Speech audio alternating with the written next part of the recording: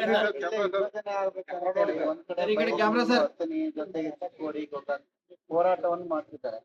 ನಾವು ಸವದತ್ತಿ ಅವರು ಈಗ ಮೊನ್ನೆ ಬೈಲಹೊಂಗಲ ಶಾಸಕರು ಮತ್ತೆ ಕೆಲವರು ಸ್ವಾಮೀಜಿಯವರು ಬಂದು ಮಾನ್ಯ ಮುಖ್ಯಮಂತ್ರಿ ಹತ್ರ ನಿಯೋಜನೆ ತಂದಿದ್ರು. ನಮ್ಮ ಸವದತ್ತಿ ಯರಗಟ್ಟಿ ಕೂಡ ಬೈಲಹೊಂಗಲಕ್ಕೆ ಸೇರಿಸ್ಬೇಕಂತೇಳಿ ಅವರು ಒತ್ತಾಯ ಮಾಡಿದ್ರು ಅಂತ ನಾನು ಕೇಳ್ಪಟ್ಟೆ. ಆದ್ರೆ ನಮ್ಮ ಪ್ರಕಾರ ಸವದತ್ತಿ ಒಂದು ಐತಿಹಾಸಿಕ ದೇವಸ್ಥಾನಗಳಂತ ಕ್ಷೇತ್ರ. ಈ ವರ್ಷ ಸುಮಾರು 1,50,00,000ಕ್ಕಿಂತ ಹೆಚ್ಚು ಜನ ಬಂದು ಭಕ್ತರು ದರ್ಶನ ಪಡೆದು ಪ್ರತಿದಿನ ಲಕ್ಷಾಂತರ ಜನ ಇನ್ಫ್ಲೋ ಇರತಕ್ಕಂಥ ಕ್ಷೇತ್ರ. ಸೊ ಹೀಗಾಗಿ ನನ್ನ ವೈಯಕ್ತಿಕವಾಗಿ ನನ್ನ ಕ್ಷೇತ್ರದ ಜನತೆಯ ಪರವಾಗಿ ಸವದತ್ತಿ ಜಿಲ್ಲಾ ಆಗಬೇಕು ಅಥವಾ ಯರಗಟ್ಟಿ ಕೂಡ ಜಿಲ್ಲಾ ಆಗ್ಬೇಕಂತ ನಮ್ಮ ಒಂದು ಮತ. ಯಾಕಂತಂದ್ರೆ ಯರಗಟ್ಟಿ ಬಹಳಷ್ಟು ಸೆಂಟ್ರಲ್ ಪ್ಲೇಸ್.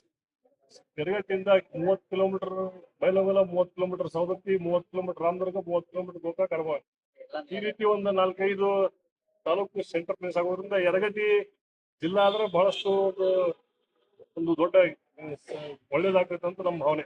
ನಿಮ್ಮಲ್ಲಿ ಕೆಲವರು ಒಂದಿಷ್ಟು ದಿನ ಈ ಸರ್ ಸವದತ್ತಿಯನ್ನ ಧಾರವಾಡ ಸೇರ್ಪಡೆ ಮಾಡಂತ ಹೋರಾಟ ಮಾಡಿದ್ರು. ಅದೆಲ್ಲ ಸುಮ್ಮನೆ ಯಾರೋ ಏನೋ ರಾಜಕೀಯ ಗೊತ್ತಿದ್ರು ಆಗಿರ್ಬೋದು.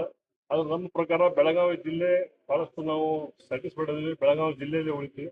ವಿಭಜನೆ ಆಗೋದಾದ್ರೆ ನಮ್ಮ ಯರಗಟ್ಟಿ ತಾಲೂಕನ್ನ ಜಿಲ್ಲೆ ಆಗ್ಬೇಕಂತ ಹೇಳಿ ನಮ್ದೊಂದು ಮಾನ್ಯ ಮುಖ್ಯಮಂತ್ರಿಗಳಿಗೆ ನಾವು ವಿನಂತಿಯನ್ನು ಮಾಡ್ತೀವಿ. ನೀವೇನಾದ್ರೂ ಒಂದು ನಿಯೋಗ ತೆಗೆದುಕೊಂಡು ಹೋಗ್ತೀರಾ?